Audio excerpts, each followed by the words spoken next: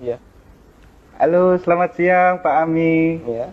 Selamat siang. Iya Pak Ami. Saya perkenalkan, nama saya Dimas dari Bank Pak. Ada apa Mas? Boleh minta waktunya 2 menit sebentar aja Pak. Saya ada kabar gembira buat Pak Ami. 2 menit ya? Iya, monggo. Begini Pak, ceritanya saya ingin menawarkan ada produk kami yang terbaru, Red Card Platinum kami untuk Bapak. Kebetulan Bapak yang terpilih jadi calon nasabah kami. Cashback, melakukan pencairan dana tunai 30 juta 2 hari Pak pencairannya. Gimana Pak? Bapak tertarik? Apalagi ini belum ada bebasan annual fee tahunannya Pak. Baik. Sebelumnya saya boleh tanya dulu ya? Boleh Pak? Nggak masalah ya? Baik. Mas Dimas Muslim? Saya, iya Pak, betul Pak. Muslim ya, Alhamdulillah ya. Kita sama-sama Muslim. Iya Pak. Mas Dimas pernah dengar nggak tentang riba? Iya, pernah dengar. Pernah dengar ya? Iya. Pernah kebayang bahaya riba nggak? Bahaya riba? Iya, tahu Pak. Mungkin pernah dengar hadisnya atau ayat Qur'annya? Pak, Pernah. tapi Pak, bagaimana? Masih tertarik Pak dengan kartu kredit platinum kami Pak? Nanti kita lanjutkan. Saya boleh cerita dulu? Ya, boleh. Ya. Jadi gini Mas Dimas. Coba Mas Dimas bayangkan kalau ada orang yang berzina sama ibunya. Kira-kira respon masyarakat gimana? Semua orang sepakat jelek ya. Gimana? Maksudnya gimana Pak? Kalau misalnya ada orang yang berzina sama ibunya, semua orang akan menganggap dia melakukan perbuatan yang maksiat. Ya bejat itu Pak. Oh, bejat sekali ya. Bejat Pak.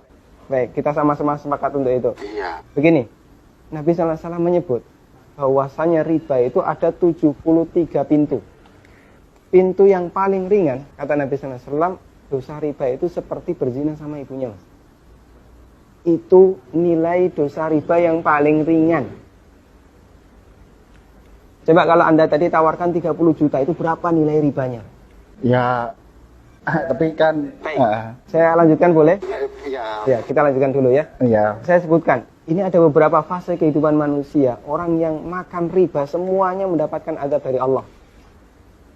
Pertama, ketika di dunia, orang yang makan riba itu ditantang perang oleh Allah. Coba Mas bayangkan. Kata Allah Subhanahu wa taala, ya ayyuhalladzina amanu taqullaha wa dharu ma baqiya minar riba. Wahai orang yang beriman, bertakwalah kepada Allah dan tinggalkan semua bentuk riba. Fa in lam taf'alu fa'dzanu biharbi minallahi wa rasulih. Kalau kamu masih ngeyel, nggak mau meninggalkan riba, umumkan perang dengan Allah dan Rasulnya. Coba, kalau kita ditantang perang oleh Allah dan Rasulnya, kira-kira ada nggak peluang untuk menang? Nggak ada ya? Ampun Pak. Ini yang pertama. Yang kedua, orang yang mati dalam kondisi membawa dosa riba, makan riba, nanti dia akan dihukum di kuburan dalam bentuk berenang di sungai darah.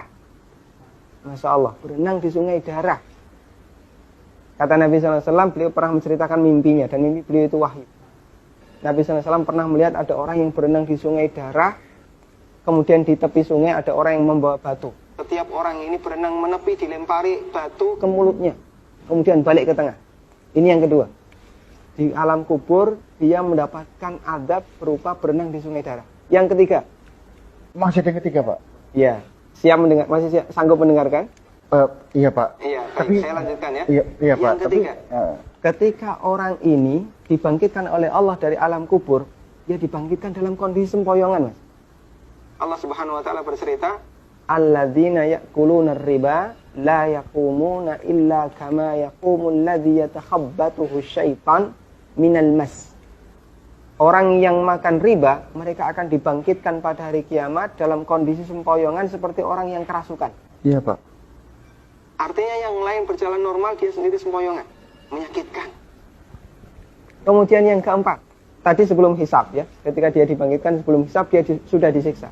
Yang keempat, setelah dihisab, orang yang makan riba itu kan makan harta haram ya. Iya Pak. Makan harta haram, Pak. kita sepakat itu.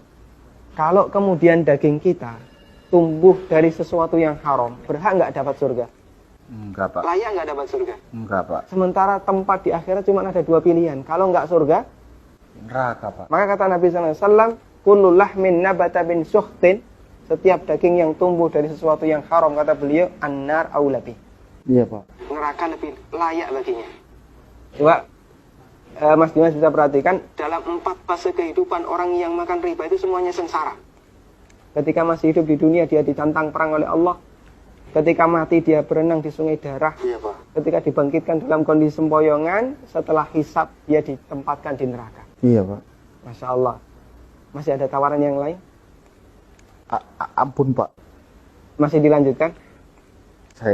Ampun Pak. Mas Dimas bisa renungkan Iya Pak.